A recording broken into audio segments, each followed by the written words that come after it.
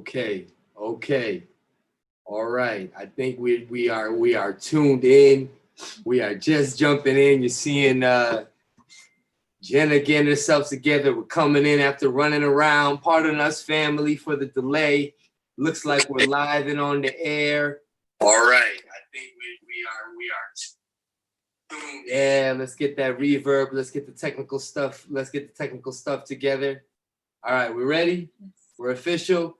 Greetings. This is Ross Angola the Far Eye. And I'm Jenna, and welcome to People Talking Kali. All right. Greetings. If this is your first time tuning into the show, People Talking Kali is a non-political platform designed to talk about the beauty of this combat system, Pakiti Tirji Kali. But we are welcoming warriors from all combat systems to partake in what we're so passionate about when it comes to PTK. What makes our show unique, of course, is that you, the viewer, are very much involved and very much part of the show. So we thank you for making this experience what it is. Once again, if you're just catching up, we were a little bit delayed. Jen and I were running a little bit late. We want to thank everybody for tuning in. Tonight's guest has been a longtime supporter of our group here in Philadelphia. Matasna Guru Royce Ramos has consistently supported our seminars and workshops over the years. You know, we've been able to see him various seminars in the Philippines and throughout the United States. And so Jen and I, we've been able to have an opportunity to get to know him in this group. And of course, when we started the show, he's an active viewer on the show, helping make what we believe this vision come alive. And so we felt like, MNG Royce is somebody that we all should want to get to know a little bit more, not just Jenna and I. And as we were talking and getting to know him a little bit more, finds out his history and his duration in PTK. He's been here for a long time. And so he's been able to see the system evolve. He's been able to train with a lot of different Tuhans and instructors, and he has a perspective that's very, very unique. And so without further ado, we want to welcome MNG Royce Ramos. How are you, good brother? Hi, hey Roz, hey Jen. Thank you for having me again. And I really love the show. You guys know that. I wouldn't support something I don't like. And I like you guys, and I like the show, and I like the group. Everybody's been really cool. So you always have my support. Always. Thanks, good brother. We always kind of start off with a status check. Where are you at in the world right now? How are you doing these unprecedented times in our history? How's you, the family, and how's the group? Actually, it's been pretty, in one sense, very uneventful for me. When our school had to be closed out, because our school is in a mall, so the mall was closing up. And on the last night when they were closing up, they didn't tell us that they're going to be locking up all the doors and stuff. So when the people came by, they're like, "Oh, you guys are still here. You got to go. We're locking up and zip locking the doors." And we're like, "Oh." So we all had to we literally just finished training. So we gathered up our stuff and left. And it's been pretty quiet, aside from hearing whatever's been on the news and on YouTube. My family was out west, so they got stuck out there for a little while. They fly back next month, at the end of this month actually. And I've been just training, teaching, Zoom training, seminars, etc. So here at home, everything, doing it from the house, from the home, putting out videos, whatever I can do to keep busy and sane. Gotcha, brother. I like the new haircut. Yeah, it was free. Hey, keeps it simple during these times, Yeah, well, since you can't go to a hairstylist because they're illegal to be open at this time. Wow. It is what it is. Yeah. Next time. Yeah. And I don't, there are probably a few people I could have called, but I was like, nah, just Saved it off, man. Hey, I'm not mad at you, good brother. It's a good germ to turn as well. But speaking of, you started to talk about how you had to close your center. You just opened you had a grand opening in a mall. That's right. Tell us a little bit about that grand opening before we get into how you started and everything. Yeah, so it was a restart for us. It was a rocky restart. We were finally getting on our way to opening up a school, basically full time. I quit my job of 15 years to run it. We built the school in approximately roughly 4 weeks. We did everything ourselves with help from a couple of friends that are professionals, but we did mostly ourselves. Sensei Frankie, myself, his cousin Ryan, my best friend Sabian, and a few other people. The students came in, helped out, pitched in. It was great. It was a true community helping out. Some of the parents of the kids came to help out. It was fantastic. Started up October 15th. And it was March 19th when we closed. So like, son of a. Yeah. Wow. Well, either way, congratulations. And That's we're right. sure that you're going to be able to, open right. up and resume in the upcoming, months and, and get things back in order. That's right. Most of us are starting off in a park or a backyard. Then we're renting out a space in the facility, so he's like, you see an instructor who has their own space, their own facility. It's kind of like, it's like, well, it's one of the, in the world of the instructors, it's like, okay, yeah. So hopefully, as Jenna said, you'll be able to open up sooner than later and things will turn out for the best. Yeah. Folks, if you're just tuning in, we are here with our honored guest, Matasna Guru Royce of Nomad Kali in New York and kind of somewhat upstate New York. We want to say greetings to a couple of our guests, a couple of our viewers. It looks like it's the Elite family, which is probably MNG Francis. That's right. That dude's Wednesday. That's right. That's right. And we want to say greetings to you and also greetings to Celestine from Singapore, to our student and training comrade, Lakan Rachel, and to Carlito from California. Greetings to you as well. Yeah, that's right. Salute to Rachel once again for supporting with promoting the show, and to everybody for tuning in. Royce, MNG Royce, how'd you get started on this journey into PTK, good brother? Let's see. I'll sum it up because it's like basically long and boring. So I started martial arts when I was young, around roughly five-ish, between 5 and 6 years old. Taekwondo, one of the many entry arts, traditional styles. And growing up, we were like, after we left Taekwondo, my brother and I dabbled in other stuff. And I was always asking, don't we have martial arts? I was asking my parents, do we have a martial art? And my dad tells me, oh yeah, our niece. I'm like, what the hell's our niece? And it's stick fighting and this and that. And I'm like, all right. Is there anyone around here that teaches it? And you're like, no. And I looked and this was when I was about, 12 or 13. Where was this? Was this in New York? Yeah. My parents met here in New York and eventually get married. I was born in Queens, but we moved to Rockland when I was real little. So, there was nothing here. You had a karate school, kung fu school, I think it was a ninjutsu school at one point in time.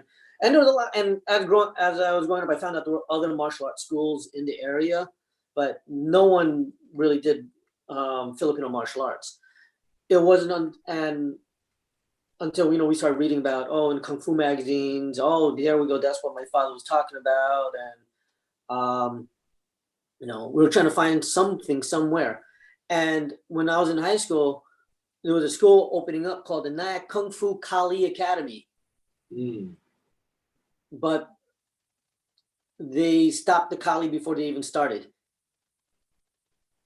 but the name, since the name was the official DBA and they had to sign, they never removed it. Ah. And actually, my teacher was supposed to help teach there a long time ago. So there's stuff there. I can't get into it because I don't know the whole story myself. But a little, the usual friction that happens with groups. And my friend went to that kung fu school, and then he eventually met somebody who was a student of my teacher, and they started a group in the park. And then I joined them for a couple of classes, and then that guy brought in who would eventually be our instructor, and he did the dip for a little while with the family stuff and work and such. So he had to attend his things, and Mandala Virgil was our teacher for the longest time. And he was very much like Tuan, where the time is the time. You're late. You're sitting in low horse stance for a very long period of time. And this is when you said you were 13? Oh, well, this was now post high school. One of my closest friends, Matas Naguru Steve, you haven't met him. Three of us tried to continue on with teaching and training at some point in time, and it wasn't until he found our teacher in he found somebody in 98, 99, but then his teacher became our teacher in 99, and then moving forward. And so we've been teaching basically under Mandala Virgil since late 99. So you're looking for Kali, and then you kind of stumbled into Pakiti Tirji Kali. Yeah, because I didn't know the difference between any of them, and he was the only one doing Filipino martial arts. And Steve came up to me, he's like, I got someone who's teaching Filipino martial arts. And we're like, finally. Yeah. And we don't have to go to the city for it. Yeah. Really? Oh, that's awesome. Yeah, right, come to Nyack. And we've been going Saturday mornings. We get there like 9 o'clock. Well, I would get there 9 o'clock. Steve showed up a little. But 9 o'clock until whenever we stopped. We stopped for lunch around noonish. And then we trained a little bit more before leaving. So it was a long day of training. Wow. So Mandala Virgil became your original teacher. Mm-hmm. And how did he get into PTK? Mandala Virgil was part of the New York Fighting Arts group, which Nyack Fighting Arts, which was his subsidiary that we learned under. New York Fighting Arts was out of Manhattan. He trained with Tom Bizio, Vince Black, Jason Nardi, if he's on here. I don't know if Jason's on. It was fantastic, and they trained, and all four of them trained, and a few other people trained under GT, like late 70s, early 80s, something like that. And Wow. It's interesting you mentioned Jason Nardi. I just spoke to him last week. Mm-hmm. Now Tuhan Jason Nardi. Mm-hmm. So he was he was in that training camp as well, and he was also, as many may not know, also with Tuhan AK at the time. So that must have been a tough crew right there. Oh man, especially with Tom Bizio and Vince Black. Tom Bizio. Some people heard the stories recently from Tuan Phillip and other people, how he was brought over to the Philippines by GT, and he kind of whooped butt over there, won a bunch of tournaments to prove that PTK is the real deal. From what I've been told, actually, the only thing he actually studied and practiced in PTK was 64 attacks over and over and over and over, a lot. I'm sure there was some other stuff, but that was primarily his foundation in it. And of course, he's also a black belt in Kaji Kembo, and he trained in Xing Yi Chuan, internal arts of Kung Fu. So he had, from what I hear, amazing body dynamics and mechanics. Oh yeah. Yeah. So and anyone who knows any of those styles, not including PTK, it's a tough art. Francis's MNG Francis is also asking from the elite family. He believes Kuya Virgil started in Wing Chun, that he may also know some of the same people that introduced him, Nate, Mike, and Pat, I believe, into PT. Yeah. Yeah. Probably, yeah. Because if Agapito, Guru Agapito, he also knows Virgil. They trained together. You know, I've seen some pictures and videos of them from way back in the day, and I have a few heirlooms from Virgil himself. Actually, one particularly which was cool. One of the original shirts from back in the day, and I have nothing but praise for the man because he's helped us for so long, and he exposed us to GT back in the early 2000s, 2001, 2002, 2003 kind of thing. We were at AK's in 03. I believe You and I just missed each other. that's right. That's Yeah. right. That would have been fate. When I had originally got started with AK, it was in his basement in his backyard, and I'm been talking with Tuhan AK as well, so I want to tell the story. Hopefully, again, he would talk about, I know GT. I would see these pictures on Kung Fu magazine on the wall, and at first I was kind of like, yeah, right. There was no YouTube or Facebook, but when you saw AK move, you were like, okay, he knows something. And then him and Jason brought GT to White Plains in 03, I believe it was. And I wasn't able to make it at that seminar. At that time I was working or something, but that was enough for me. I had seen videos and the people that were trading with AK were talking about it. I was like, okay, yeah, this is the real deal. And this man is serious. So there's like these lost years, I want to say. And there's a lot of, I feel like there's a lot of instructors whose names we may not know. And what they did was like they carried the system so far. They became vessels for many other people who then perhaps took it further than them. And I'm not saying that is your instructor or my instructor. I'm just saying that there's a lot of history in PTK and a lot of instructors' names who we're not familiar with. And that's part of why we want to do this show, honor like a Mandala Virgil. Absolutely. I got to, like, for the longest time, like, you and I didn't, the three of us actually did not meet for quite some time. It wasn't until that seminar in New Jersey with Mandala Jeanette and Mike's son, Guru Mike's son. I met Guru Mike at a Dan and Santos seminar originally with some of the elite guys, and he said, "Oh, come on over. We're gonna have this seminar in Jersey with Tuan Mel." And at the time, I'm like, "Who the hell's Tuan Mel?" Because I knew of Ramel Tortal, I didn't know of Mel. So we went over there, and I'm like, "Oh, this guy." I've never met him, and we started talking, and he's like, "Yeah, come to Brooklyn in December." And that was in 2016. And I'm like, okay, but you and I only briefly met in Jersey, but then we actually started talking with you and the crew in Brooklyn, and that was just really cool. We had the pictures with Matt Gargoyle, That's right. I remember that. That's right. It was a Wasai seminar, as MNG is pointing out. Right. Between 2001 and then 2003 and then 2016, was this the Nomads? Was this how the Nomads, was this group, was that what you guys were called? How did that begin? All right. So in 2010, one of my training partners that trained with myself and Matas Guru Steve, Matas Guru Victor, Victor, he was, I almost said Virgil again for some stupid reason. Victor, he started up a school at his old martial arts school, like within their confines. And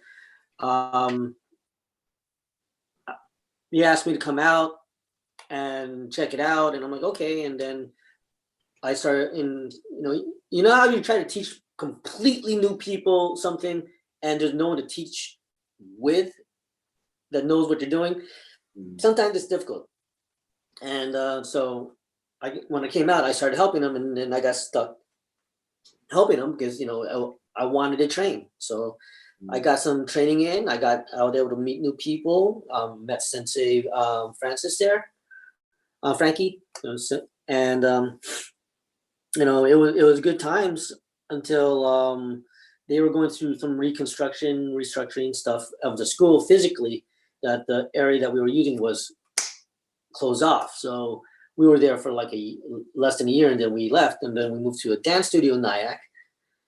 And then I was teaching out of this dance studio in Nyack since with them around 2011, 2012. And it was in 2012 before, after several months, Victor had to leave due to some family concerns, his wife, the kids, a lot of stuff going on, work.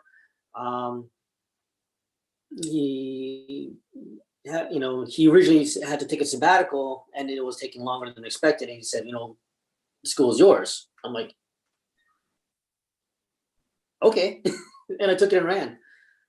And so I officially became the instructor since 2012 then. And we went from a couple nights here and there in Nyack. Then we moved to Hendel Gracie's school, Hendel Gracie of Rockland, under now Professor, oh my God, I'm blanking on the name. I do apologize. But they were great people that were very nice and housed us for a little while, and then we moved on into Haverstraw, where we met somebody else, and that didn't work out so well. And came back to Nyack in a fencing academy. Then we came to the mall eventually. So we like living up to the name, ping-ponging all over Rockland to find a home. And we found a home, but you got closed out underneath us. Well, no. Well, it's just a matter of time, and I think you'll be right back in the groove. So let's talk about a little bit of like the class construct. I think we asked 200 Phil what it was like kind of training, and that in the time when PTK was relatively, I would say, newer or finding its way in the United States to what it, compared to what it is now. Like, how was the class construct? And part two of that would be, how does that shape your class construct now? All right. Because we would train once a week in the beginning for like hours, it was very much pretty open and free. We did our repetitions, we did our techniques and forms, we did our drills, and then we would eventually get into sparring. And we loved the sparring. We were doing live stick back then, no padded sticks. At one point, no helmets either. We were like, that's not a good idea. So we got helmets finally. But getting cracked on the hands a lot. A lot of the guys who know this know it's a very fun and pleasant feeling. But a lot of repetitions. We drilled technique a lot. We drilled aspects of 4-quadrant training, dealing with multiple attacker scenarios. Very big on what is now known as Carenza. We were dealing with shadow boxing, a lot of image training. Oh, you're being attacked from here. You're being attacked from here. Sometimes someone would drill out and say, all right, face off and start going. You're facing off these guys. Oh, watch out behind you. To your right. No, your other right. And you had to turn it and adjust and deal with that pressure a little bit. So those are other variations. So this was back in early 2000s. So people talking about this is something new now. It's like, no, nothing new. Of course, as time progressed, we eventually switched over to, padding, but we didn't really use much body armor. It was mostly, gloves and helmet, pain, stuff like that. But watching and learning and observing and watching other schools and how I did, and I remember how things were when I did traditional arts. I kind of, the way I structure things now is a bit based off of that, and very similar to how like Tuan Mel does, warm up, training, repetition, structure, progressive approach to the instruction. There's, that's something I learned from Virgil, something I observe Tuan to one Mel does, to one Jared does, to one Leslie Buck does. So start off with a couple of moves and you build up, and that's what I like. And you get those repetitions in, so it's huge. And I try to emulate that as effectively as possible. I find it works very well. Students learn very quickly, and if people don't do that because they feel a certain way of how they feel a class should be taught because of what they know, no problem. But I do recommend people don't discount it, try it, maybe absorb it into what you do, a slight variation of what you do, and maybe you'll get better results. But if you're complaining about students not getting a technique, understand that's on you, not the student. Yes, sir. Yes, sir. Yes, sir. Salute to Morgan from Citadel Combat Arena, also joined us, as well as Ali Johnson from Chicago. What's going on, family? We're here with MNG Royce Ramos, getting his story in and journey in Pakiti Tirji Kali. So, Royce, did you find yourself having to relearn, or yeah, I've been there, so that's why I'm bringing it up. Or oh yeah, and then you learn it different ways from different methods, perhaps from different Tuhans, and then just kind of adding to what Jenna was saying. So then how does that become, what your program is today? I like to learn from everybody. Everybody has something to give, something to learn from. Sometimes it's something bad. You learn something that's bad, and you know not to do that. But for the most part, I've never learned something bad from anybody. Thankfully, I've observed it from other places, but I've never learned it from anybody I've trained with. From Virgil, then we met GT. I met Tim Wade. I met AK. AK probably doesn't remember me, but I was this little kid back then. Over the years, when I'll step back a little bit, I got injured at the end of 2003, leading to 2004. That December, blew out my right knee. Training accident, very unpleasant feeling, and it got exacerbated because when I flew out to the Philippines, and when I came back, I started to train again. I tried to take it easy, put some knee brace on, but the knee does its own thing. But so after I had my surgery in 2005, because it just got too bad for me, I had to get surgery in 2005. I was kind of out of the game from 2005 to 2010. But after surgery, I didn't get back into training as the way I wanted to. But I would go over the notes and learn and try to remember what I did. I literally would write down anything from the classes into my drawing pads and such. I wrote out all 64 attacks on an airplane from memory so I could not forget it. I did all this stuff that I could try to remember things. I'm huge on notebooks, by the way. Not the computer, notebooks. Bring notebooks. I got a lot of notebooks. I lost notebooks, which ticks me off. But people, if you do not have notebooks, get notebooks. Right. Start writing whatever you learn, because you will forget. Yeah. I forgot. So I would go over stuff, learn, whatever I could do. And then when we start teaching, when I took over school, an opportunity came to go to see Dan and Santos seminar, and I went out to it. And that was in 2013. So in 2013 and 2014, I was doing Dan and Santos seminars because he was the only one I knew of going there. The internet wasn't the greatest back then. A lot more information now that you could find, and a lot more people doing the art, thankfully. And he would always talk about PTK during his many lectures, you could say, and training. And the Kali section was the only thing I seem to have done it anywhere well with. But we did a lot of stuff back in the day that some of it I can't even fully remember. But everything I did was off 64. All the drills off 64. The Tri-V and Seguidas and break and break out. We did a ton of stuff back then, and we would do it over and over and over and over and then we'd apply it during the training. And then when I would learn new stuff, of course, Sinawali, San Miguel, which Espada Daga, a lot of stuff we did back in the day. And now we're getting an opportunity to really structure all that now. And I have notebooks upon notebooks right now dedicated to organizing those notes better.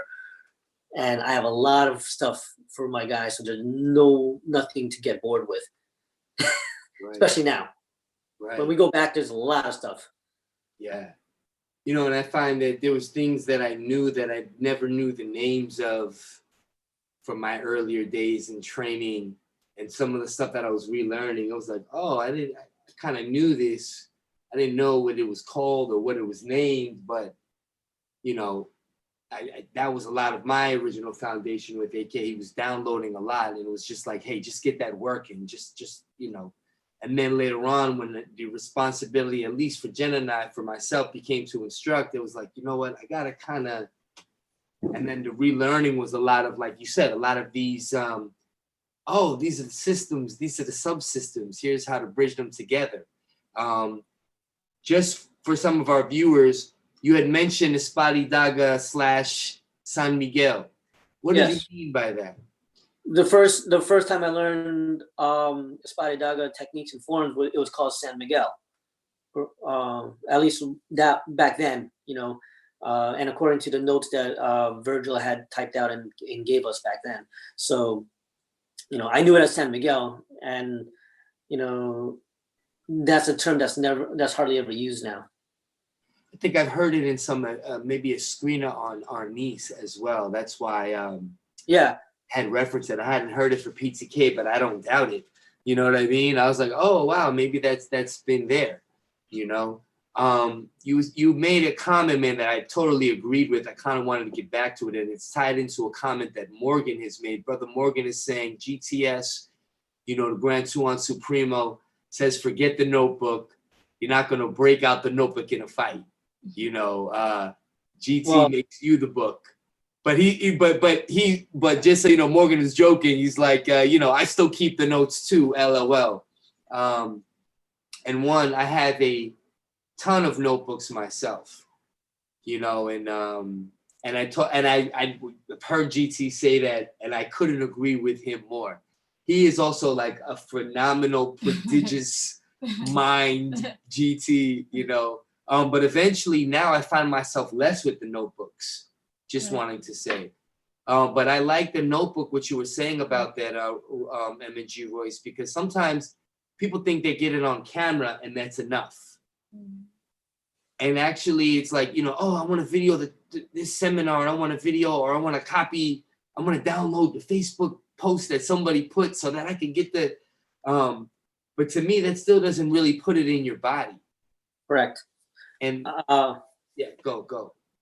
In that regard, and I agree with that, you know, but when you're in a opportunity to learn something, and there's a moment to record something, or take notes down momentarily, you should always take those opportunities, you know. And you know, I tried to write notes post training, whatever I can remember. I'm a visual learner. I watch, learn, I do stuff, but from my own recollection, I take the notes so I can always go back and reference, because we're learning a ton of stuff over the years really rapidly, really fast, and then you know, I'm kind of incorporating it as we go along, and as things develop and progress and grow and evolve, you know, sometimes things get lost in our minds and what we're trying to do and teach. So sometimes it helps to have this reference, go back. Absolutely, you're not gonna pull out a book. It's like you know, you're not gonna put on boxing gloves in a fight outside. You're not gonna put on a, you know, whatever. You know, you're gonna get to it. You know, oh, you know, you want to learn sword fighting, yeah, but you're not gonna pull out a bastard sword and fight somebody in the streets. You know, unlike, well, there was that one person who tried, who took a sword out to defend himself in those riots, but that didn't end very well for him. You know, the Grand Tuhan, man, he had a masterful way of putting it in your body. Yeah, it's 10,000 repetitions. You really didn't need notes, honestly. Like, I totally believe that. Like, if you were training, and for those that train with him directly, I could totally see where the experience with him is what made it so real. And Morgan had said again, a lot of Tuhans are saying the exact same thing. I don't know specifically what you're mentioning. I am no Tuhan, but if it's in reference to how GT was training and not necessarily explaining, but just kind of putting it in you, a lot of pressure, a lot of repetition. I definitely understand that. And then, but then again, for those of us or many of us who didn't have that opportunity to train with GT, and you're just trying to get it wherever you could get it, you know, the note taking was very important. I just wanted this one thought. The important thing about note taking for the viewers at home who are students, it's very important to have a code or a key, because often I have gone back to my notes and I didn't know what the heck I was talking about. I was like, wait. So, you know, make sure you have a consistent key that you use a legend throughout the years so you could refer and have those notes make sense. Yeah, I think it's definitely a mix of all the things that you use to pick up information. You know, Kali is a worldwide system, and even though there's many instructors and there's, you know, quite a few what we would consider masters or Tuhans, you know, there still is, you know, not enough to go around, in the sense that a lot of people learn remotely from with their instructor, or they have to wait for the instructor to come, or they have to communicate in different ways. But I think it takes a mixture of both. You know, for me, sometimes I can be a video learner. I can learn from like watching the recordings of things, and other times I can be like, that's not working. Sometimes I remember what I wrote down because I wrote it down a certain way. And then, you know, I think it depends on the instructor, because I could say that about, you know, all of the 200s that I've learned from. I've been able to pick up what they have instructed and put it in my body and like not forget it. But then I've always also been able to take like something that they've said that's also resonated with me. And then I've also been able to write down things and be like, oh, I remember this. So, you know, I think it really just depends on the student, the instructor, conditions, but all of that, you know, we're all just kind of hungry. We're all hungry to figure it out. And Kali is not easy. It's not meant to be easy. And it's not for people who want it to be easy. So it does take a lot of methods to master. That's right. The Elite family mentions that Tuhan Erwin Ballarda said that in the early days, Tuhan Dan and Asante would take lots of notes. And, you know, that's the Grand Master right there, you know. And so, and then I totally agree with, you know, it goes, you know, with my teaching position, with the special needs. You know, everyone, and goes back to what Jenna says, everyone has a different learning style. You gotta know your learning style. Some people, there's notes, you know, I'm also very hands-on. That's what I meant about the video. It's I gotta get slapped around, I gotta feel it, I gotta feel the pain myself to really understand the technique. So as long as you know your learning style, then you gotta do what's right for you. People like to draw. Some people draw. I got these stick figure style that I draw sometimes because I can't take the notes. Salute to Squatting Bear. One of our students, Teresa, has tuned in. And Michael Brains, he wants to add to this conversation. I hope I pronounced your name right, my friend. Oh, Mitch. There's Mitch. Mitch. I apologize, Mitch. I'm sitting far from the screen right now. I'm getting a little older. Okay, notes are to teach, and other styles may change sequence, so it's a reference. Agreed. Exactly. Training and muscle memory is for response. Students learn differently, so it helps them. Agreed, good brother. So I actually should have just read Mitch's comment instead of saying what I said right before I read it, because that's pretty much it. It's just a reference, and you got to learn how you learn.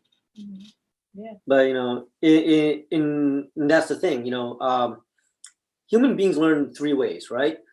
Audibly, visually, and tactily, right? Kinesthetically. So ultimately, even if you watch or listen, you still have to do. If you're doing something, you still have to see what you're doing, and you're hearing instructions.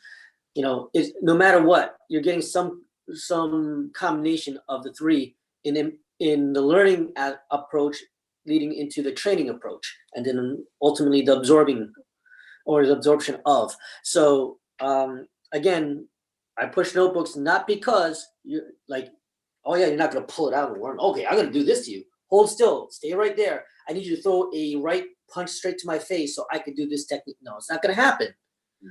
But as you go along and you want to practice, and you practice and you learn new techniques, sometimes you need to go back and reference something. And that's why. And, I see it a lot even with my own students, and I push for notebook taking. And I tell them, you're not doing your notebook. I push notebooks in my class for a reason, and several students do really well with it. Some don't use it, but they're good, and that's fine on them. But again, it's when people say, "Oh, how come I have trouble getting this?" or "How come I have trouble getting that?" It's like, "Well, where's your notebook?" "Oh, I didn't take any notes." "Oh, I don't have my notebook. I don't have this. I don't have that." Well, maybe you should write down why you're not having problem. Today, I was practicing Tri-V, and I had trouble understanding why angle 3 and 4 would come into a circular 2. Why? Ask Royce later.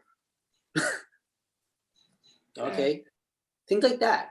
The notes doesn't have to be just reference. It could be like a diary, like a fitness tracker, except for martial arts. A martial arts tracker. You're tracking your progress and your knowledge and your skill. That's right.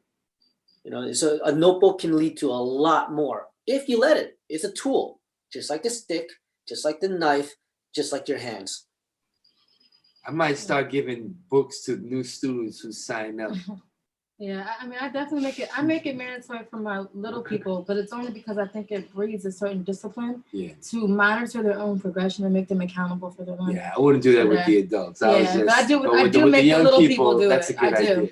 But MNG Francis also said that in smaller settings, some people have been lucky enough to even see GT spend an hour or so talking about the principles of PTK and even draw them out on the blackboard. That's right. And a couple of us have been lucky enough to see that, multiple times. And when he does it, it literally looks like a calculus class. And you're like, where did we just go? School is in session. Yeah. When GTE when the Grand Tuhan salutes the Supremo, when he gets by that blackboard, that whiteboard with the marker, he's going in and he feels comfortable. GT is brilliant, and in the few transactions I've dealt with him teaching or instructing in some kind of seminar setting, it's fascinating. And the mark of a lot of good instructors tend to be that they're charismatic. They engage you, they pull you in, and you want to learn.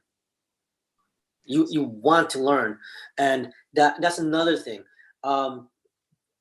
People learn quicker and faster when they're enjoying themselves, when their mind is engaged, correct? Doesn't matter if it's academics or athleticism. You want to learn. But if something comes out where, and yes, there's old school ways of, I don't like this kind of training. It's hard, it's tough. I don't like it. Yeah, part of that's necessary. At the same time, the technique itself and what you're learning, that's what you want to learn and you want to do it. So you get a nice balance of it. But ultimately, if you want to learn something, you want to learn it. And I tell my guys, don't think, I'll never get that. That's the worst thing you can say to yourself, or to say out loud or anything, or think, I'll never get that. Because you now shut your brain. The brain is a very funny thing that humans have. It's not about this is not about positive thinking. It's about the reality of how the brain and the body works physiologically. You think something, your body sort of reacts to it, and such as a placebo effect.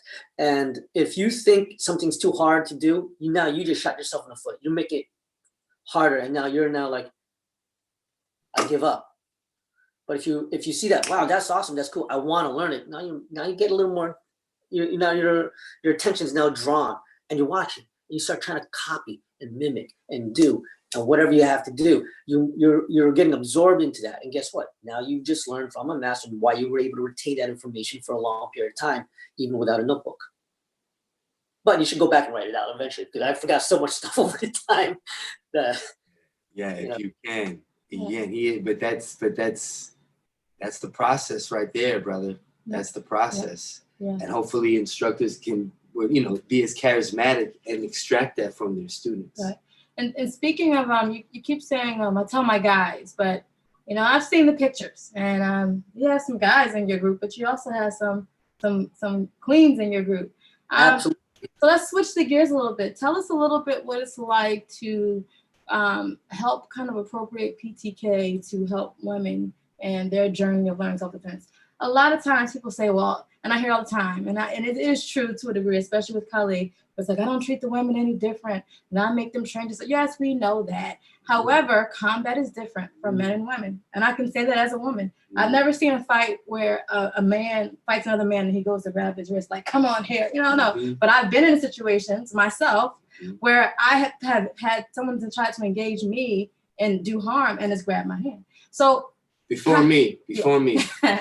And so yes, definitely before. Actually, Don't worry. not story time related, but what I do mean is that combat is different. So how does that influence your training? And your well, I don't train them any different. No, just kidding. I try to relate to them as much as I can. Those of you who know me, I am not of the tallest stature. So stature, I should say. The funny thing of Matas Naguru meaning Matas meaning tall, I am not tall. I am 5'2". So when women talk about, oh, well, I can't do this, I'm a woman, I'm like, what are you talking about? But you're gonna go to like kickboxing classes, punch a bag, this and that, but you can do this all nice and safe with either a boxing glove on and such. And I've seen a lot of places that go to the cardio kickboxing class and they're like not teaching them the proper technique, but just to get the cardio burn, but not understanding that that's bad. I've done my cardio training with my guys and everything, but I want to give them proper technique, right? I want them to mechanically move the right way, because that's going to be necessary, right? But I also show them other things, such as the reality is, now, Jenna, when we were in Behold, a certain something happened to you one time during sparring. Yeah. Okay. And you were wearing protection. It didn't matter if the protection is there if you don't get hit on the protected area. Right. Okay. So, and that was on a much stronger part of the body. Now imagine taking your hands, right, balling up into a fist, and you punch a big dude, Cro-Magnon jaw, bam, and now your hand is like this. Right? And of course, women are generally, physiologically speaking, usually a little weaker than men because of testosterone, muscle mass, etc. And of course, most guys who try to engage a woman unsavourily is usually significantly larger. So going into, and yes, there are techniques like grappling and such that can help you, but you have to get to that point. And sometimes that you don't get that opportunity or chance. You have to try to make that happen. How do you do that? Striking, kicking. Those are how you get to those points where you can grapple and take out your opponent. Doesn't work so well if you broke your hand on the first shot, right? So what do you need? A force multiplier. And that's why, and I talk about how I always show women improvise weaponry all the time. And it's funny, I got a 12-year-old girl who's been trained with me for now almost 2 years, going on 3 years. God, I can lose track of the time with her. And she's absorbed everything I've thrown at her and then some. I got Melanie, she's amazing. She actually took Sinawali and Kali in college up in Buffalo. And in that area, I believe it's Buffalo. And and she came down and she was looking for Kali and come over, and then, oh yeah, I'm gonna only do 2 classes a night, 5 nights a week. 5 nights a week usually. She only tells, I always expect her unless she says she's not coming. That's how dedicated she is, right? I have another young lady, I met her from a couple of years ago, Alex. She's an amazing performer, singer, songwriter, getting into acting, and a dancer. She grew up in this dance, and physically, she learns and loved the training from the Brazilian Jiu-Jitsu to the Kali, and she loves the Kali. And I wish I could have her back. She's one of those people, again, who picks stuff up really fast because she's used to choreography and what is learning a kata. right? So I have a lot of I've had a lot of young women that love the training, love how to protect themselves, and like that's not the usual uh, um, fight gym kind of mentality. At the same time, you still get some of that as well. So you understand that you learn your boxing, you learn your kicking, you learn your knees, you learn your elbows, you learn your open palm strikes, and of course you learn how to use a weapon, and that ties everything together. So when you're out there and you have your keys, you can pull out a key, a pen, shoot lipstick, I don't care. You can use that. The cell phone. I generally tell, even though we use cell phone, I generally don't recommend using your cell phone as a weapon unless it's the last choice, because if you use it and you break it, then it's going to be difficult to call police and get help or an ambulance. So, use something else if possible. That's my personal take on that, by the way. But yeah, anything can be used as a weapon if you understand the principles and dynamics, the transference of technology, as GT and the Tuans would say. Yeah. Yeah. Along the way, totally agree with everything you just said, by the way. Force multipliers, striking vital targets, being strategic. I love how you said, good brother, you relate from like, hey, look at me. I'm not necessarily, people will underestimate me, but I can do it. I can demonstrate that. A lot of what I've learned from Jenna in working with the women in the group, a lot of the attacker will be people that they know. There's an emotional blitz. It's like a lot of it is surprise attack, surprise attack, surprise attack. But sadly, some of these surprise attacks are coming in-house, or from people that are trusted ones or boyfriends or the start of relationships, and also preparing for that mental battle where you might have to attack somebody that you totally were not even thinking would cross that line. Yeah, our commenters, actually 2 women commented back to back. Stand down. And, Celestine said, what females lack in strength and power, they usually make up for stamina and flexibility. And then also a relatively higher pain tolerance helps, which I definitely agree with.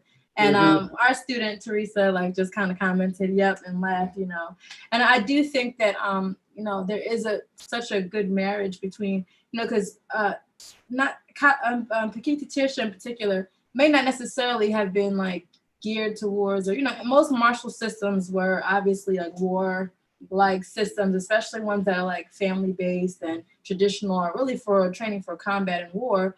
However, I think it really is well appropriated to women's self-defense because number one, like you said, the stature of Filipinos are not, most Filipino people are not significantly taller or stronger.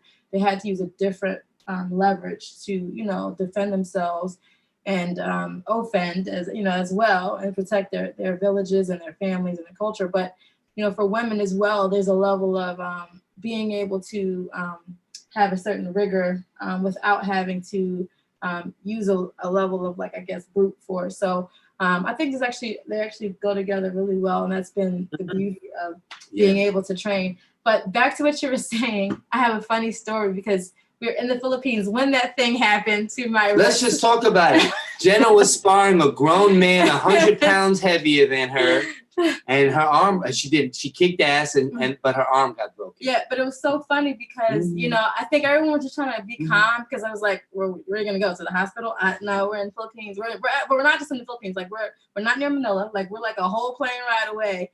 And, Mandala Jeanette, she gave me a wrap. She's here, wrap it up. And then you were here, have 2 of this turmeric, this anti-inflammatory, herb, which I'm familiar with. So I was like, oh, this is great.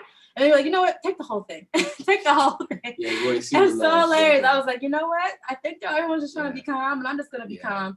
But I had taken so much turmeric that I had convinced myself that my arm was not broken. And so I can't, we went 10 days without a cast. And you know how it is when you're sparring. Oh, this is a sore. This is a swollen. Yeah, it's just and it was every day it was getting bigger and bigger. And I was like, I don't know. Right. So you were here, just take the whole thing. Just take the whole thing of turmeric. So Those I really appreciate it. bonding experiences are No great. worries, you know. Like we said, you have strong female representation in your group. You have that young lady we saw her at a recent seminar. Keep up the good work there, good brother. What are you currently training? What is your personal training goals right now? What are you working on, Pete? Oh God. Personal training goals is always been the same thing for me, always to get better at anything and everything that I'm doing. Physical training, martial arts training, whatever it is, get better at it. What I'm currently training right now is like everything. It's like right now it's solo baston etiquette, doble baston etiquette, solo daga etiquette, doble daga etiquette, spade daga etiquette, 64 attacks, solo daga 64, doble baston 64, spade daga 64, santikan, solo baston, dumog. So what is your process, brother? Do you say like, you know what, I'm going to spend a week and I'm going to work on this? Or are you like, you wake up and I talk, because I have a dual process. I have what I feel in the moment training, and then I got to work on this training. How do you operate? Kind of similarly, I try to stick to at least an hour dedicated to one particular aspect, and then the next day another hour, because you get a lot of repetition if you just stick like what's called Sinkiti Sinawali, right? I spent over an hour just training that after I learned it.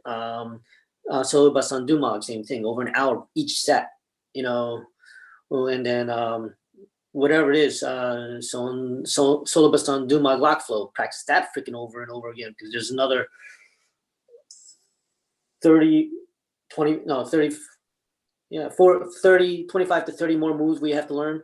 It's a ton. It's just over and over and over and over and over. Some days, of course, I don't get that opportunity, so that's why that hour minimum is necessary, and that's on top of the training with the guys, with the team, because their training is different. My training is in preparation, because I want to, whatever I learn is going to go to them, and whatever methodology I come up with to help instruct this is going to go to them, because that's the whole point of this, is to pass this knowledge on, propagate the art, I love BTK. It's the one art I stuck to for 20-ish years out of 35 years of training martial arts. Right. That's right. Salute. Marcilio Silva from Brazil is tuned in. Morgan has added back from our old conversation. I don't want to leave it in the wind about the close quarter encounters that women go through, the Kiti being close quarters, and to take full advantage of the opportunity to open up the 4 doors in the 4 sectors. And we spoke about, again, sometimes, Morgan, there's an emotional hurdle that can get in the way of that. What'd you work on today, Royce? You named about 100 things you're working on, man. I was trying to get to 1 or 2, Today I was training with my guys, mostly a couple of my guys came over because they were Dan and Christine. They have rough schedules. One works in a hospital, one is NYPD. So their schedules to train has been really difficult for the regular schedule. So I make an exception for them. If they have an opportunity to come by, they come by. So we train in my front yard or my backyard or whatever. And we do a lot of, this whole month is doble baston for my guys. As much doble baston I can give them in as many aspects. And then, and understanding the fundamentals, the foundations, and developing it, mostly based off Sinawali load, but of course everything's, you apply open load to Sinawali, and like with Kop, you can do broken fluid and then do the motion. You can do angle 1 and 2, follow through and do your techniques, etc. Just load that into them. Just load it into them and have them rep it out as much as possible. And always create a progression for them. Not that, oh, we're gonna do this and then do this and then do this and do this, and there's no correlation. Right. You got to give them one. If my end goal is one thing right now for these guys, so to get to that point, I'm teaching them everything that's going to lead up into that and rehashing stuff we've done, so that way they never forget that as they build in and relearn and learn the new stuff. So it's always progressive and build up, which is not easy when you have a broken schedule like theirs. Yeah. So, and no, I interrupted you. My bad. Oh, and like you said, and I understand the concept of being in close quarters, being attacked by people you know. I myself was attacked by someone I knew.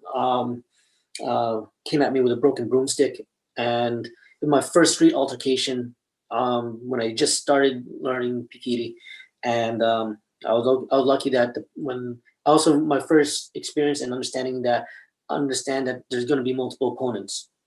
There's no such thing as a fair fight anymore. And at the time, I weighed 95 pounds, and 4 people are attacking me. Whoa.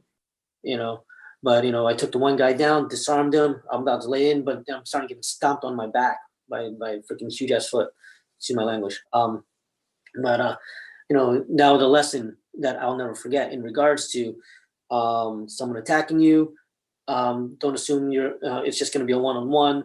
There's going to be other people. Don't go to the ground if there are other people around. All the stuff that they're talking about now, I learned this 20-ish years ago. Some of us, when we experience violence the hard way, it teaches sometimes better than any martial arts class, School of hard knocks, man. It is what it is when you're in the hood walking by and saying, hey, he's a short guy. I'm going to pick on him. Dude, we went to high school together. Wow. Didn't matter. All right. Next, stomp. I got lucky that they weren't smart enough to kick me in the head. Wow. That's good. But, but also understanding that, part of the training for people like women, young kids is to the beauty of martial arts is that you train it right. It kind of helps you learn to desensitize yourself a little bit to certain things that you have to be prepared in any situation. And yes, that initial shock by someone who is going to be there, but it's how you recover from that's what's going to be helpful. And you can't be locked to as deer in headlights that, oh my God, now I'm being attacked by someone I know. What do? I don't want to hurt him or her. No. Wait a moment. This guy just hit it. What? I don't think so. Right. And that's what you got to do. And I find the best way to do that, to prepare for that, is sparring. Yes, sir. Because you don't know, especially when you're wearing a mask and doing stick sparring, and you don't know where that strike is coming from. You got to deal with the unknown in stick sparring. Yeah. Ultimately, your mind kind of adjusts to it. Then, of course, you get to watch body movement, learn body language inherently without going to psychology classes and such. You're going to learn how a person moves, how they load, how they feint, how they jig and move around, so you can adjust to that. And you're going to look for signals. How are they going to move? How are they going to fade? Are they going to drop down on this and try to pull you in? How are you going to respond to that? Because, you're not just going to stand there and watch them. They're going to change it up on you because they're already prepared to move in case you don't fall for it. What are you going to do? Right? Pop quiz, hot shot. So you spar with your group often? Yeah, absolutely. I get hit all the time. So whatever. It is what it is. We have adapted to padded sticks, but they have a rattan core, so they kind of sting. Some of my guys and I have walked out with welts and black and blue marks, of course, but it's something we can walk away from and go to work the next day with. And people get scared with the live sticks. People walking by. We're very open to the public, so we have to be careful. We do, when we get a chance, we do play live stick once in a while with certain people, certain levels, when they're ready to progress to that level. But you give people who've never done it before, they hit each other. Oh my God, I'm never coming back here again. You just lost a student for life because they weren't prepared. They should not have sparred right away with a stick. There's certain thing that has to be done. Even if they want to do it, you gotta say, hold your horses, bro. Right. Yeah, I was just getting ready to say that because I was like, maybe like your rattan sparring. That sounds like something that just based on the way that your school is set up should be like done in like a more private setting, just because of the fact that you're in the mall. I just can't imagine like not being interested in martial science at all, not training at all, just walking down trying to buy some jeans, and all of a sudden you look over and there's like guys like grappling with the rattan stick. Hey. Like that's probably a raw visual. I mean, for me, I would be like awesome, but like for someone else, that's like a really raw visual. But what I find, what I'm hearing from you, and just about your experiences, I would definitely add that, and I think that we all share the fact that we've been in violent encounters, and we've had to actually use our martial science, or not use it and just have to learn, or maybe some people that sparks martial science. And I always say that people come to martial arts for 3 reasons. Number 1, because they want to be a bully. Number 2, because they've been bullied. Or number 3, because they're born into it, like me. My parents did martial arts. And so, but regardless of their reasoning, it's very important to use martial science to learn your own sense of inner balance, and always learn how to be balanced, whether you've had a terrible experience or you're conceiving it in your mind. It's important to gain balance as you're training, and to bring out the best in yourself. And sparring can do that. Camaraderie with your brother and sisterhood in the class can do that, and the class expectations can do that.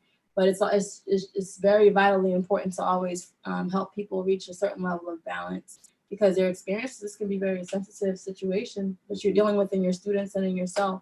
And so balance is key. Yeah. Absolutely agree. A lot of people know me, and for God knows how many freaking forums I've been on. People talk about, oh, you don't want to do formed and this and that because you need to pressure test. Oh, well, no, you got to learn the basics and foundation. It's both. You got to know them both. You got to do them both. And, that's how I feel that I've been able to be blessed with to understand that aspect, on the cusp of old school and new school arts, traditional martial arts, Filipino martial arts, mixed martial arts.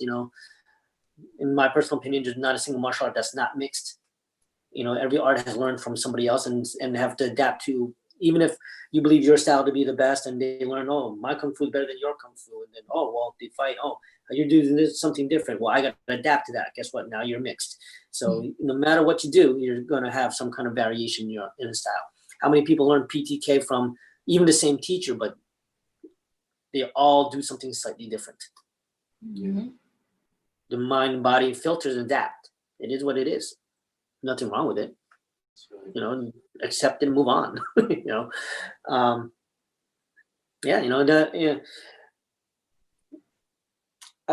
I think that a lot of people misunderstand learning martial arts.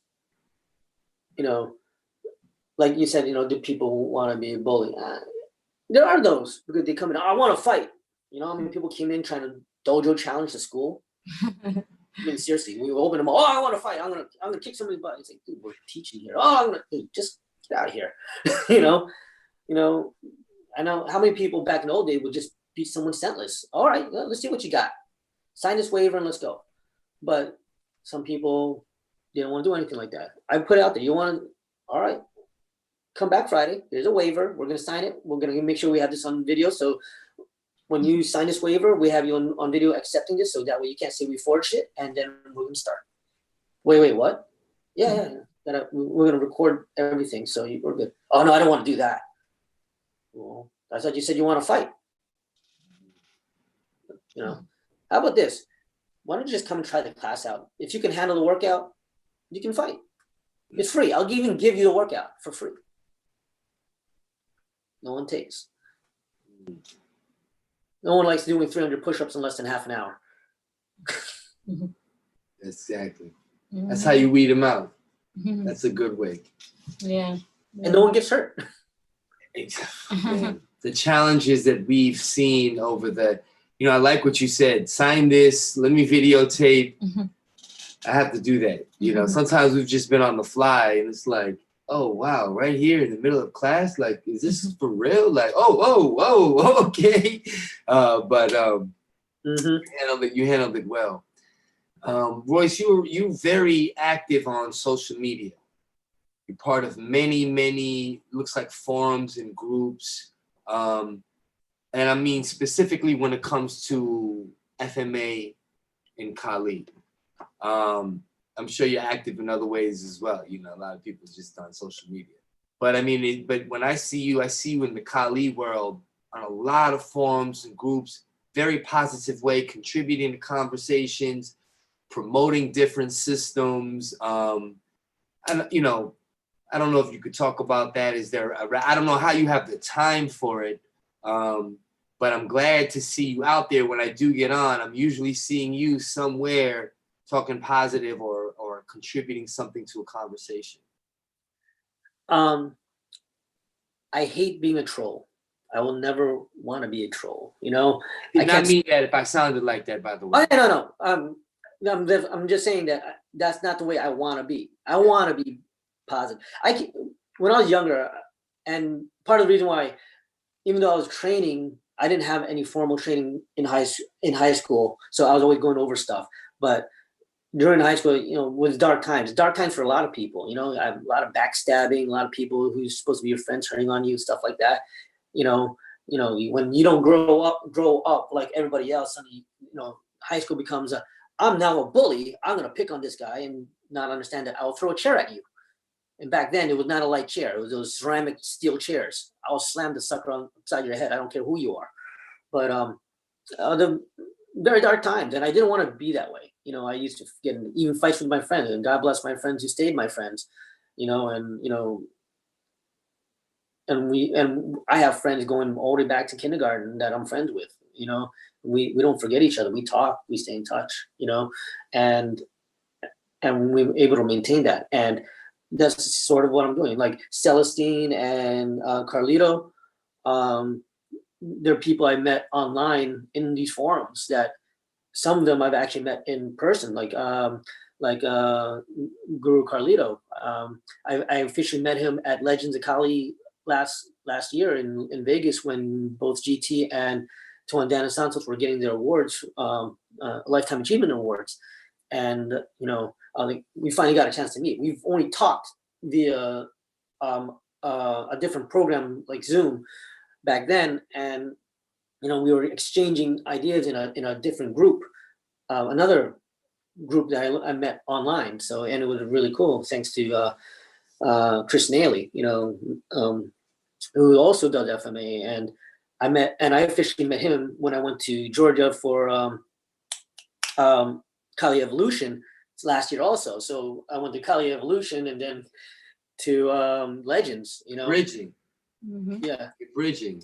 Yeah, so it's like, you know, I got to meet Tuan Ray Leonardo, Grandmaster Bobby Tabuada. Then I got to meet Tuan Philip Galinas in Legends, which, you know, and, you know, I only heard stories from Virgil and other people and started talking to everybody, you know, Guru Dana, Tuan Dana, of course. So, and I got, you know, of course, Tuan Bobby and Apollo. I've been blessed to be able to learn from everybody at these events and such. And in comes Guru Carlito. I'm like, oh, awesome, you're here, and we're talking. And then he asked me to help demo with Paulo Rubio from Aperture and Funker Tactical came out and asked him to do a demo, and they all wanted him to do a demo. And he asked me to feed him, so I did, and he whooped my butt. You know, don't let, you know, he moves, he's fast, and his level of control is amazing. I did not get hurt. That's right. And I'm being dragged into a wheelchair. I did not get hurt. You know, thank you, Manon. I appreciate it. So, and I can see you bringing your notebook to each one of these events too, by the way, with all these different masters and systems. With whenever I get an opportunity, I'm writing it. You know, I may not get it right away, but then later on I will. Even though I bring it, I may not write in it during the event, but I'll write in it after the event. It's something I just have to do before I forget something. It could be, and sometimes it's questions. You know, ask Tuan Jared this, ask Tuan Mel that, whatever. You know, I do this because some people are like, oh, how come you might be thinking, why are you going to all these different Tuans? It's like, you know, It's not. They're holding events, and it's the art. Everybody has something to contribute, and they all learn from GT. So of course I want to learn.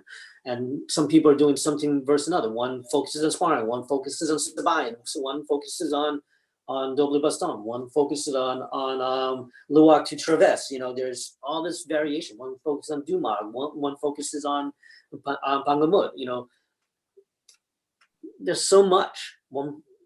There's so much, and you know, you can't always, you know, find GT readily available to always go see them. So of course, whoever has something, you know, you got to take that opportunity.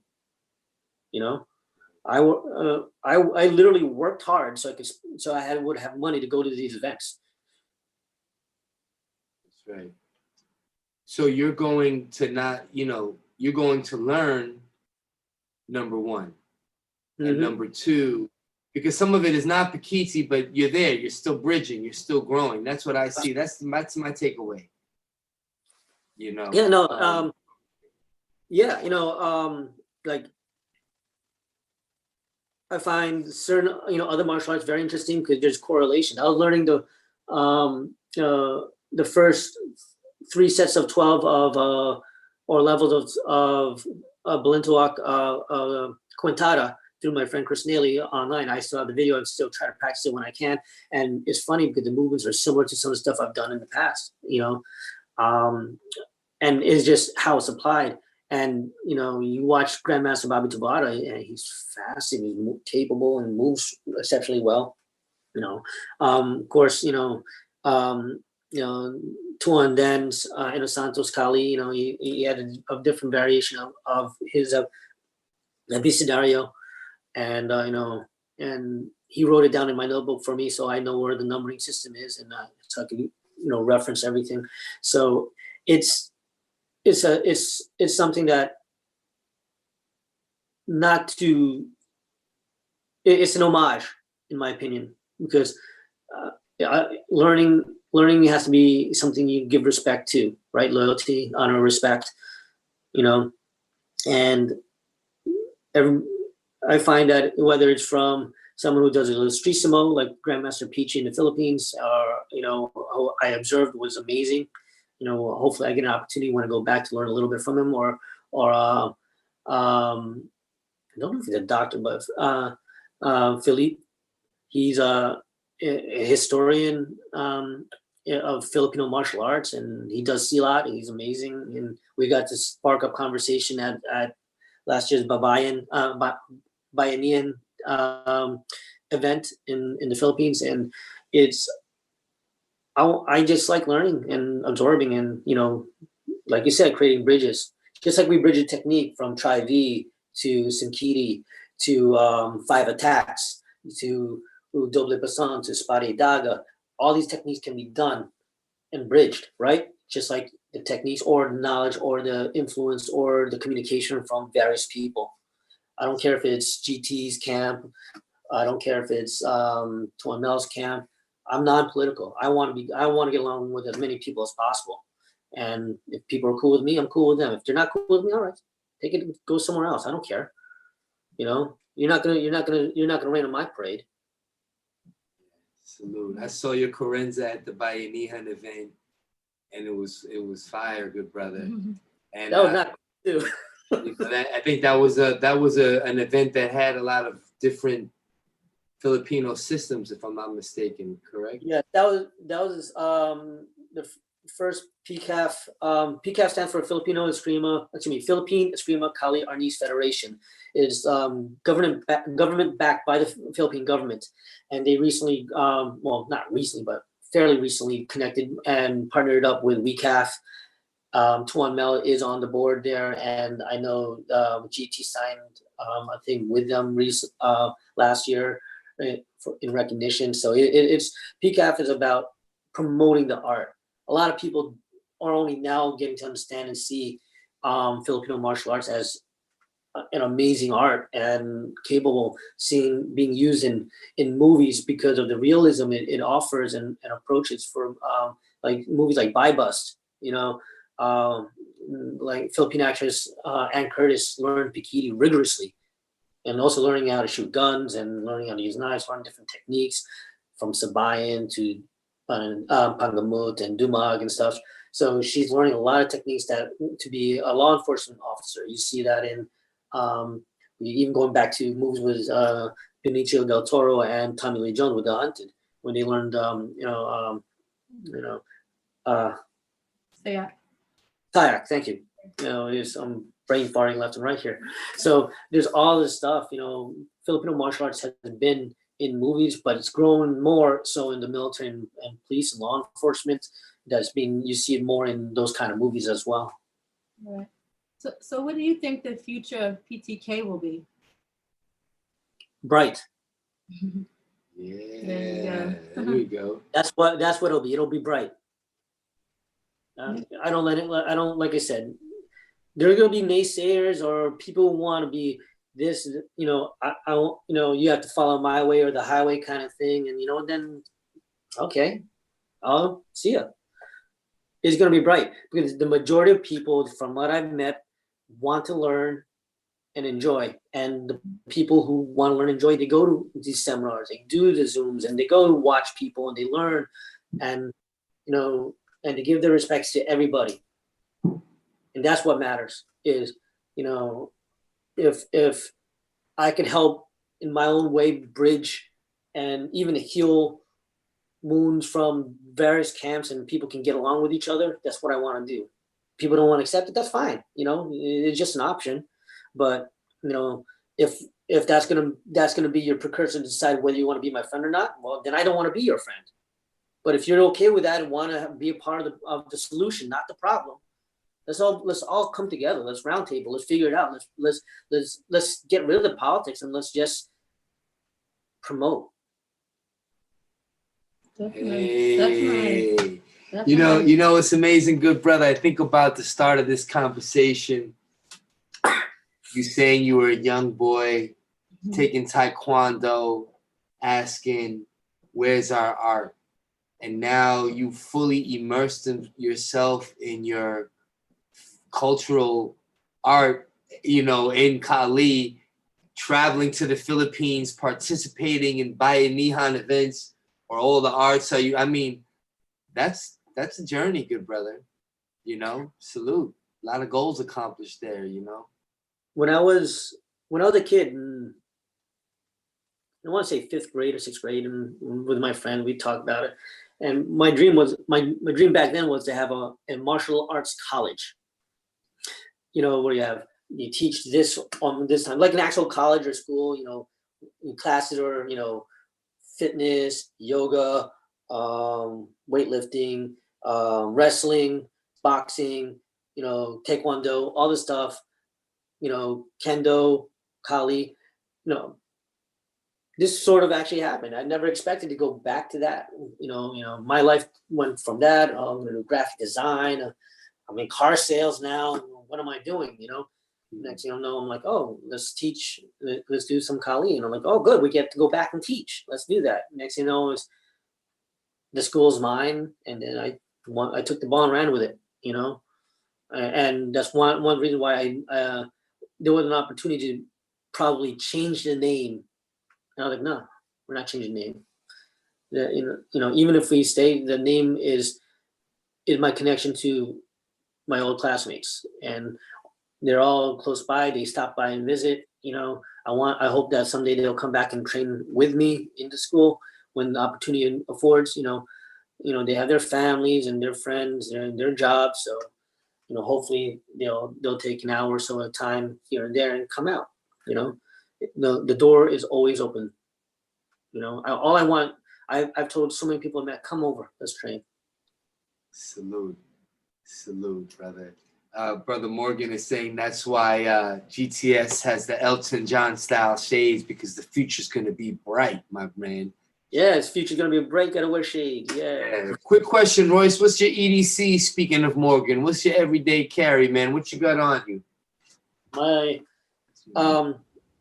it's an old Strider knife I found in a bodega in the Philippines. Right. Oh. One reason why I like this knife, all right, and they don't really make this knife anymore, is the weight.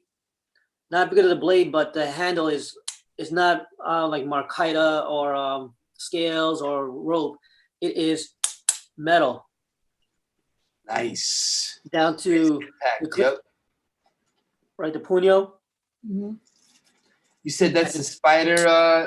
I'm sorry. Who made that? Strider. Strider. My apologies. Yeah, no, it's all good. Very nice folder, good brother. What is there? A pen clip on that? Like where does that fit? Where's the? Well, the clip on it was cheap and broke off, so I just removed it. Okay, I see. I usually just keep it in my pocket, but this has a spring assisted. Oh, that's why it comes up so quick. Nice. Yeah. Got it. Yeah. I was gonna buy more because I always like spare parts just in case. You know, I've had cheap knives fall apart. This has not fallen apart except for the clip. I don't even need to take it out. This Oh yeah. will do it. Glass breaker. Oh yeah. Breaking glass. You know, this is one of my go-to, one of my favorites, and you know, I keep it on me a lot of times. I'll never really pull it out if necessary. You know, it's for, you know, I use it as a tool for the most part, but if it, in case I need it, it's there. You know, I used to walk around fixed blades a long time ago, but the people started complaining about crazy people, you know, trench coat mafia back then, you know, school shooters and such. And I was like, oh, geez, you know, just I stopped carrying a fixed blade back then. I carry smaller ones if necessary, neck knives and such. Well, that's beautiful. That Strider is very nice. Morgan said, if you haven't seen it in the chat, reach out to him on social media. Sounds like he's got a gift for you. Last time we were here, we had Tuhan Jared was talking about we were talking about, I had the hardcore hardware, the Pakal that I had pulled out. I also have a sock version I brought for you guys to see today. Yeah. Nice. Yeah, very, very, very, very nice. Nice script there. Also very powerful impact on the bottom. So I don't like to show too much, guys. You know, hey. One of my favorite designs from Tuhan Jared, Black Label Pandemonium, the fixed blade. The folding was kind of okay. I like his other folders better, like the like his Wyoming specials, such as the Vanquish or this one. Oh yeah, that's right. Very pretty. You know, Very nice. I forget the name of this one, but it's very smooth bearing. No. I know the one you're talking about with the designs on it. Mm-hmm. Maori designs, very nice. You know, I was just working. I was oiling my blades because you gotta take care of them over time, and so I still have stuff out.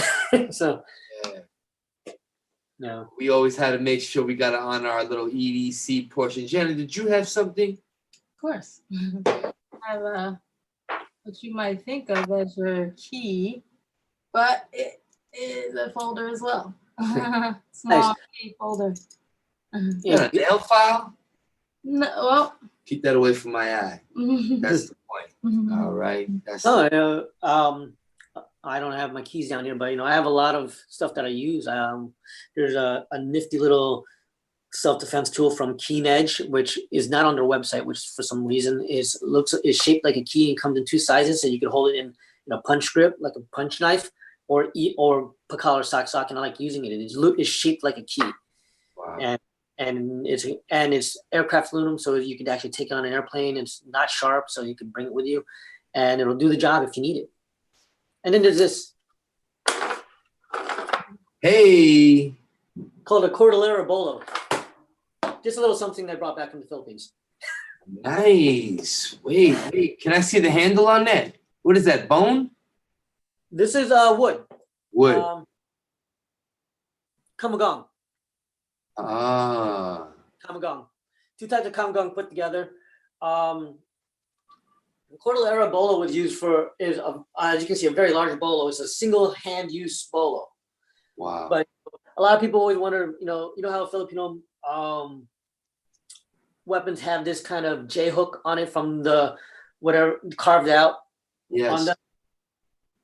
I don't know if you know what it's there for, but it's designed so you could not lose grip of the weapon. Ah. So when you pull and draw it, like a weapon like this, you can't fight it, so you have to let it flow. Wow. Right. Yeah. So all those you can't just just carry this. One, of course, you have to have the strength to do it, but you also have to flow with it and redirect the motion with it, and it's not easy. Oh.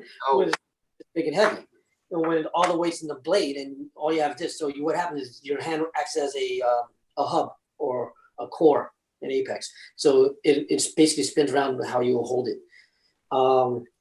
It was used by Filipino guardsmen back a long time ago to protect tribal leaders. Beautiful. Shout out to Grandmaster Alan Fami and his Kalahi blades. He put them on fire for a long time. And then I also have stuff from Sentiken from Tuan Mel. So it's wow. What was the name of that blade again, my friend? A Cordillera Bolo. Cordillera Bolo. Yeah. So the largest bolo I have. It's beautiful. Royce, do you have any future projects or any upcoming things that you could share with us, or how can people contact you or find more information about what you do? All right. Yeah. You can always contact us. Visit our website at www.nomadkacf.com. That is KACF as in Kali and Combat Fitness.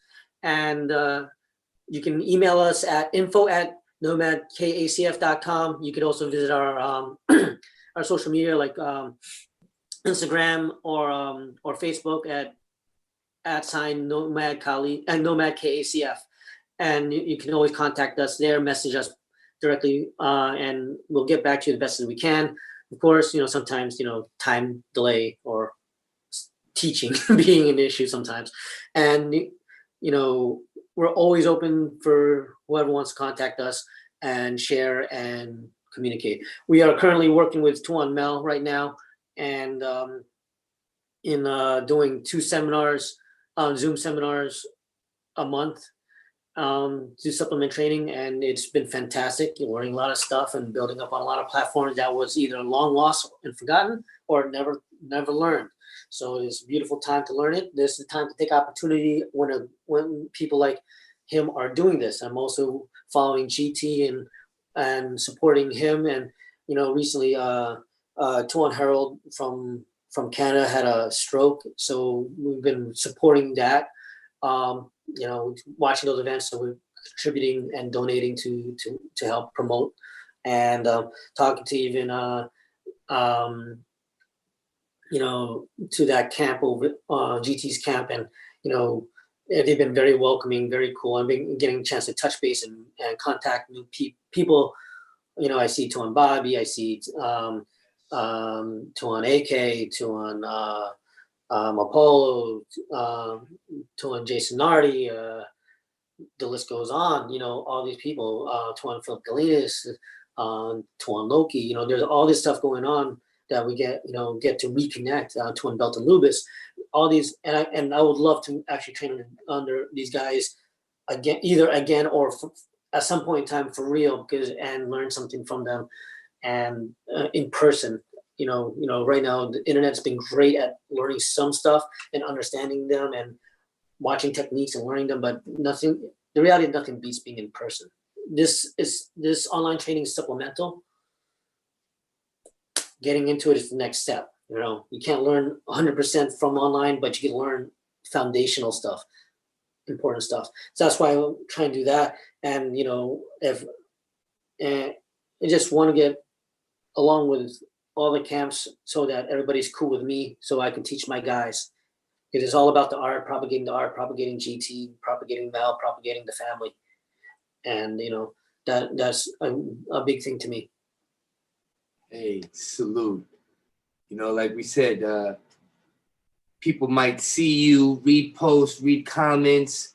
Hopefully at the end of this conversation, they've gotten to get to know you a little bit more, and what a down-to-earth person you are, dedicated practitioner, just really passionate. I love that you I totally support everything you just said, good brother. all the camps that you mentioned, and truly you do stand for unity. Morgan commented, Jenna does have the key to rip out someone's eyeball. She has the key to my heart, you know, so I just had to say that. And we love doing this show. We love everybody participating. MNG Francis has to run out. Salute, good brother. We'll see you once again. And, you know, we want to thank everybody for taking the time and participating and, you know, making this experience what it was. You know, MNG Royce, we speak more often. I was telling him today, we speak more often with him probably than I do with most instructors. It's nothing for us to just talk, and Royce will talk again. Hold on after this. But for those of you, you know, who haven't got a chance to communicate with Royce, check out his program, see what's going on. He's very, very supportive. Even if you're not in PTK, invite him, incorporate him. He's usually going to support, and he'll let the PTK community know if there's something that can help build some bridges. So once again, guys, we want to thank you all for taking the time, the opportunity. Royce, my best to you. Matas na guro. Give our best to Sensei Frankie and the whole Nomad crew. Can't wait to see you guys sooner than later. Absolutely. And you know, for those who don't know, we have another seminar coming up at the end of this month on June 27th and 28th.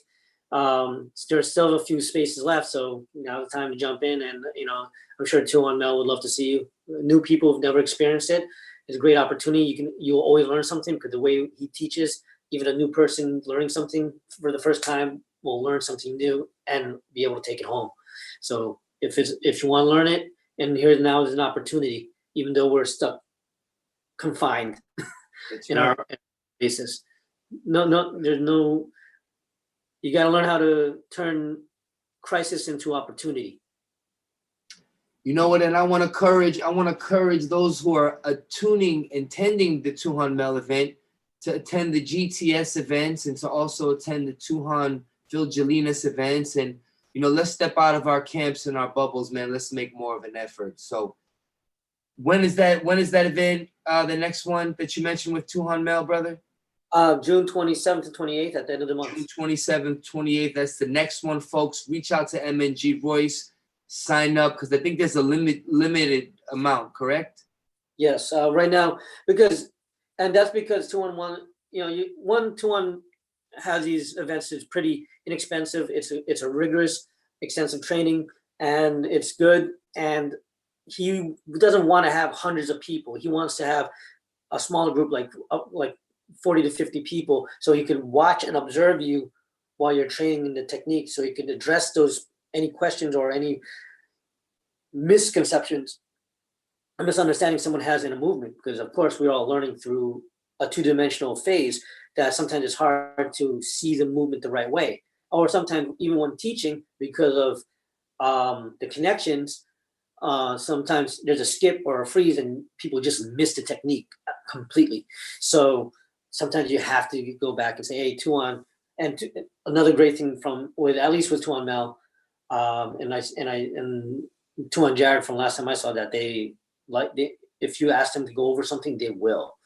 You know, GT too. You know, I was doing his seminars last month, and just great to see the man. You know, at his age and still moving sharp. It's good. You know, I'm glad to have been able to meet everybody, like Jade last year, you know, his daughter, and all these great people. You know, it's been awesome. And if things work out the right way, which I'm gonna basically do whatever I can to make that happen. You know, sometimes you got to make your own future, right? You make your own fate, so to say. So if I can make that work out for us, you know, you got to make that opportunity happen. The opportunity doesn't come by, you make the opportunity happen. And, you know, sometimes it knocks, sometimes, you know, you say, screw it, I'm going to venture out myself. Close the door behind yourself and never look back. That's what I want to do. Salute, good brother. We support you, man, on the journey. That being said, family, we love you. Love you, Brother Morgan. Love y'all. Love y'all, Teresa. I see you on the show. Celeste and Carlito, thank you for coming in and supporting, and everybody else who was here. MNG Royce once again. Loyalty, wisdom, respect. Life, health, and success. See you next weekend. Take One care, love. everyone. Be safe.